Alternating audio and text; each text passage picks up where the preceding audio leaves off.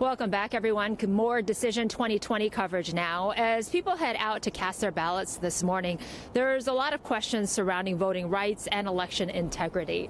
And so this morning we are joined by Tammy Patrick, who is the Senior Advisor for the Elections Program Democracy Fund and a partner in the Election Land Project with ProPublica to track voter problems at the polls. And Tammy, thanks so much for your time this morning. We really appreciate it.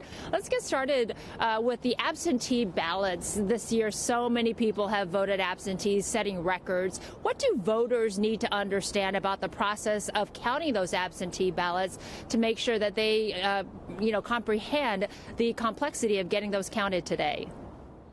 Yeah, and thank you for having me, and happy last day to vote day, or happy vote counting day, as it's known in different parts of the country, as well as election day, of course. So it's important to understand the absentee or vote by mail process and to remember that this is nothing new. Every state in the nation has had absentee and vote by mail voting for years now. So what we are going to see, particularly there in Wisconsin, is an increase in the volume. So it's going to take a little bit longer to count. In 2016, it was about 3% of your ballots were counted after election day, so starting on Wednesday, and that number is going to be much higher this time around.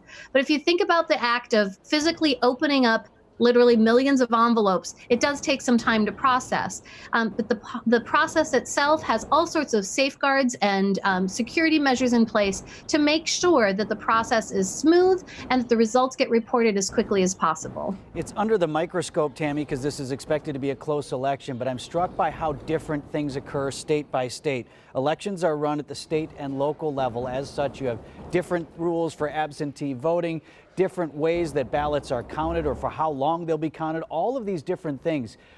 Is there a conversation about streamlining things and creating some national standards that encompass all of the states?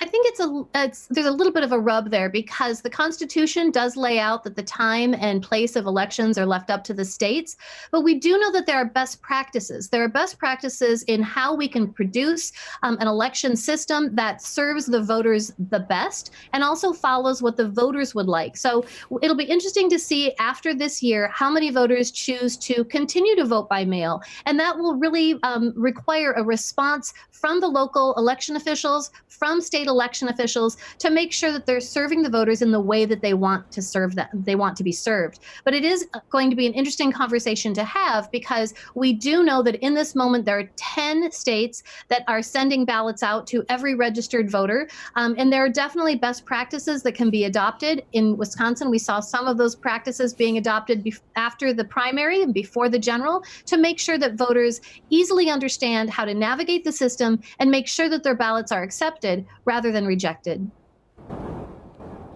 Tammy Patrick, a partner with us in ProPublica, our election land project. Thanks so much, Tammy, for your time today, and enjoy the day. We are here to help with any problems you may have casting your ballot. Again, we have partnered with nonprofit newsroom ProPublica as part of their election land project. It is a nationwide media collaboration to track voter problems and ensure election integrity.